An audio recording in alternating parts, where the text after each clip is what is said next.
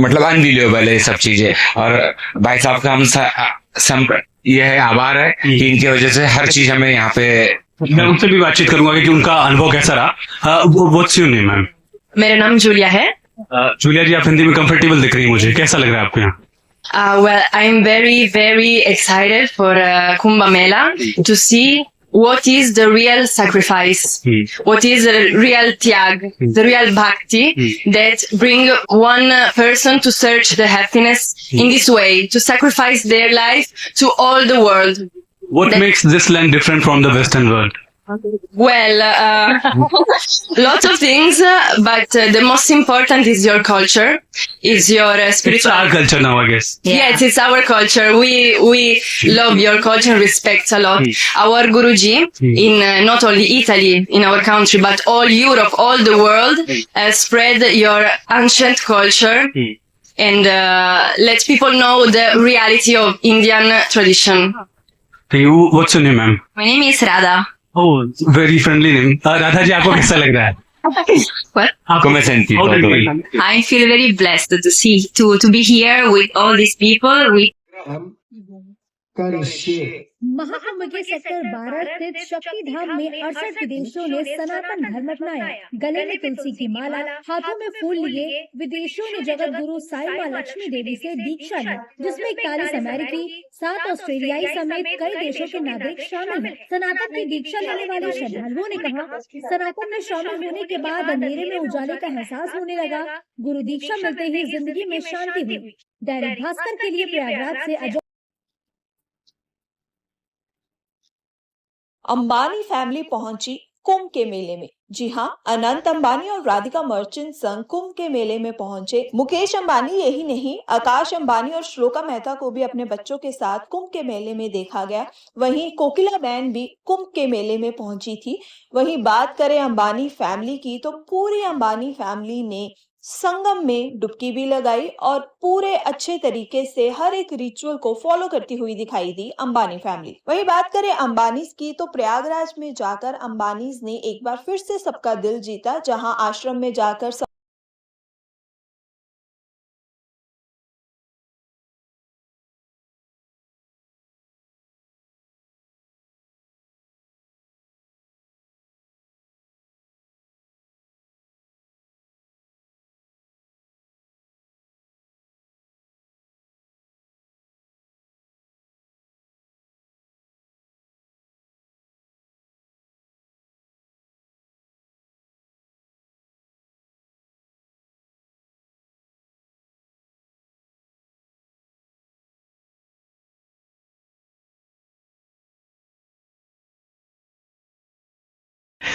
नमस्कार सभी सुधी श्रोताओं का जुड़ने के लिए। आप सब जानते हैं इसमें पूरे देश में प्रयागराज में जो महाकुंभ चल रहा है उसकी चर्चा हो रही है। कुंभ जो होता है हर 12 वर्षों बाद आता है और 6 साल बाद अर्धकुंभ आता है। इसे महाकुंभ क्यों कहा गया है? ये महाकुंभ जब कुंभ होते होते जब 12 कुंभ हो जाते हैं, जो 12वां कुंभ होता है उसको महाकुंभ कहा जाता है। एक विशाल जन समूह वहां अभी तक आ चुका है। आज तक के जो कल तक के आंकड़े बता रहे हैं, करीब 45 करोड़ लोग अभी तक वहां स्नान कर चुके हैं। और ये महाकुंभ 13 जनवरी से शुरू हुआ था और ये 26 फरवरी शिवरात्रि के दिन इसका समापन होगा, क्योंकि वो भी एक महास्नान वो भी माना गया है। तो इस महाकुंभ में तरह तरह की घटनाएं घट रही हैं। कोई अपनी आंखों की वजह से प्रसिद्ध हो गया है, कोई इंटेलेक्चुअल वहां पर लोग आए हैं, वहां शांति सुकून की तलाश में आए हैं। जैसे एक IIT वाले बाबा हैं, वो पॉपुलर हो गए हैं। कोई एक मार्केट में एक बाबा ऐसे भी घूम रहे हैं, जो भी जा रहा है उसको वो छड़ी से मार रहे हैं। और कहा जा रहा है कि वो कह रहे हैं कि मैं तो ये प्रसाद स्वरूप मार रहा हूँ, समझ लो जिसको ये बढ़ गया उसका जीवन धन्य हो गया। और कोई लोग वहां पर लंगर लगा रहे हैं, लाखों लोगों को खिला रहे हैं। कई लोग एक एक दिन में कमाई 30-40 हजार की कर ले, तो कई लोगों का रोजगार भी इस महाकुंभ से जुड़ा हुआ है। और बड़ी अपार जो साधु संतों का समूह है, बड़े अखाड़े जो पूरे के पूरे अखाड़े हैं हमारे देश के, 13 अखाड़ों के साधु संत वहां पर विराजे हुए हैं। वहां पर ज्ञान चर्चाएं भी चल रही हैं, लेकिन मीडिया क्या है, सेंसेशनल चीजें ज्यादा दिखाता है। जो वहां पर ज्ञान की चर्चा हो रही है, जो ज्ञान की बातें हो रही हैं, उस पर बहुत कम लोग बात कर रहे हैं। लेकिन इस ज्ञान से प्रभावित होकर विदेशों से बड़ी संख्या में लोग आए हैं। एक इटली से देखिए, पूरा का पूरा ये समूह यहाँ पर आया हुआ है इटली से। यहाँ वो सिर्फ देख रहे महिमा की, जो हमारे देश में जात पात की बात, तरह तरह की चर्चाएं राजनीतिक दलों द्वारा अपने स्वार्थ के लिए चलाई जाती हैं, वो बातें की जाती हैं। लेकिन देख रहे हैं यहाँ पर कुंभ में, इस माँ गंगा के तट पर, माँ गंगा के लिए कोई भी पराया, कोई ऊंच कोई नीच उस माँ गंगा के लिए नहीं है। वहां पर अंबानी का परिवार आके भी स्नान कर रहा है, तो वहां पर एक जो गरीब है वो भी वहां पर जाके स्नान कर रहा है। और धन्य है वहां पर जो साफ सफाई कर्मी, इतनी अपार जो जनसमूह आ रहा है उसके लिए वो व्यवस्था कर रहे हैं।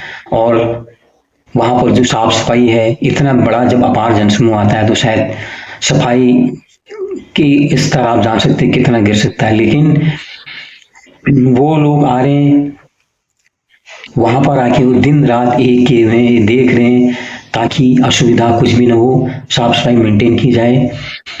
कुछ लोगों ने वहां पर र्यूमर फैलाई, भगदड़ फैलाई, उससे कुछ लोग काल कवलित भी हुए। कुछ बाबाओं ने उन लोगों के बारे में कह दिया कि गंगा के तट पर पड़ना तो समझ लो मोक्ष मिलने के समान है। इस तरह की चर्चाएं भी हैं। सब तरह के लोग वहां पर आ रहे हैं। मतलब मेरे कहने का मतलब यह है, माँ गंगा के तट पर किसी भी तरह का भेदभाव नहीं है। वहां पर रूस से लोग आए, वहां पर अमेरिका से बहुत से साधु संत आ रहे हैं। वहां पर आके स्टीव जॉब्स की पत्नी वहां पर आके सनातन की दीक्षा लेती है। कई विदेशी वहां पर आए हुए हैं जो सनातन की दीक्षा ले रहे हैं। एस्टोनिया से इंगवार ईश्वरानंदा करके गाय, वो तो पता है, एस्टोनिया में पूरा का पूरा एक गांव उन्होंने सनातनियों का गांव बना दिया, वो यहाँ पर आए हुए हैं। लेकिन मेरी समझ में ये नहीं आता ये लोग कौन हैं और हमारे देश में वो लोग कौन हैं जो यहाँ पर हमारे सनातन धर्म में खामियां निकालते हैं, जो यहाँ मनुस्मृति में जाकर अटक जाते हैं, जो यहाँ पर पुराणों में जाके अटक जाते हैं। क्यों नहीं ये लोग उपनिषदों तक पहुंच पाते हैं? जो चरम है, जो असली, जो सनातन का अगर आपको मर्म देखना है, जहां पर आपको समझना है कि सनातन क्या है या दुनिया को सनातन ने जो दिया है वो क्या है, वो उपनिषद है। वो ऐसा लगता है कि जैसे पारलौकिक ग्रंथ हैं।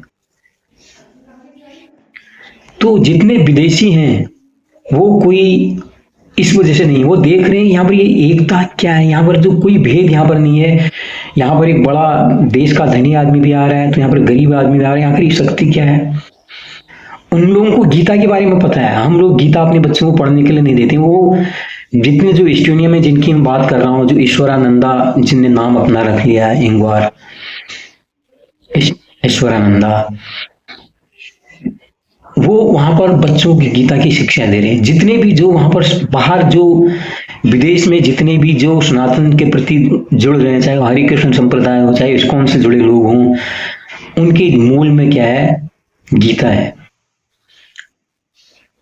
वो गीता पहले संस्थाओं से समझ रहे हैं, अलग अलग लोगों से समझ रहे हैं। जब वो पढ़ रहे हैं, अध्ययन कर रहे हैं, जब गीता उनको समझ में आ रही है तो उनकी उत्कंठा, उनकी जो प्यास है और बढ़ जा रही है कि यार एक ग्रंथ ही है, हो सकता है और भी ग्रंथ हैं। फिर गीता के बहाने वो उपनिषदों के बीच जा रहे हैं। उनको असली सनातन का पता है।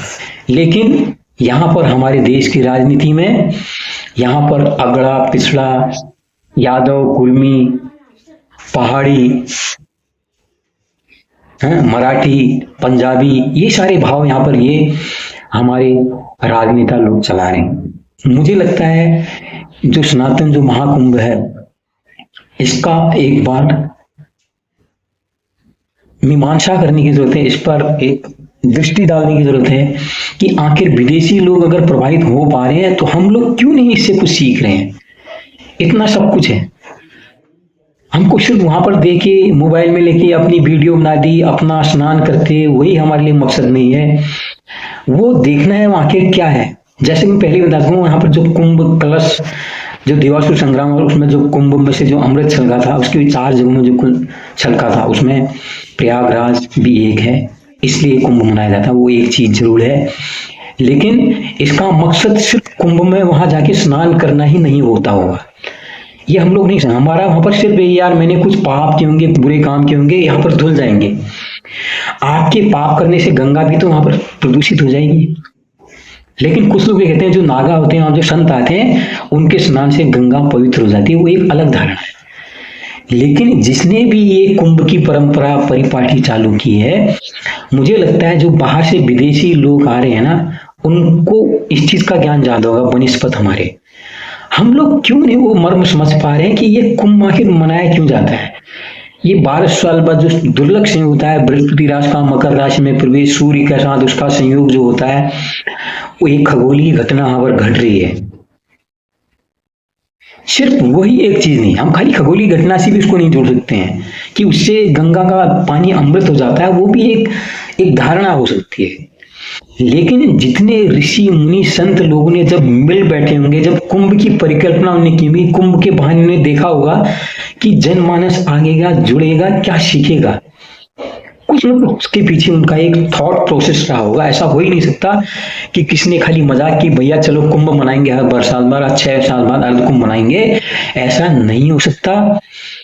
वो एक संयोग जरूर है, 6 साल बाद जो ग्रहों की जो राशि है, सूर्य और बृहस्पति का जो दशाएं हैं ब्रह्मांड में, उसको दृष्टिगोचर रखते हुए ये अर्ध कुंभ और कुंभ मनाए जाते हैं। ये निश्चित तौर पर सत्य है, लेकिन उसके पीछे कोई गूढ़ रहस्य है। हमको वो गूढ़ रहस्य देने जो हमको यहाँ से इस जगत से, जो जगत में जो मिथ्या जगत मिथ्या जैसे कहा गया है, हमारे आदि शंकराचार्य ने कहा, तो ये मिथ्या जगत से पारलौकिक जगत में ले जाने के लिए जो हम अमृत की, जब हम मोक्ष की बात करते हैं, कहीं न कहीं मोक्ष प्राप्ति के मार्ग में ये कुंभ भी एक सहायक रहा होगा। हमको वो सीखने की जरूरत है।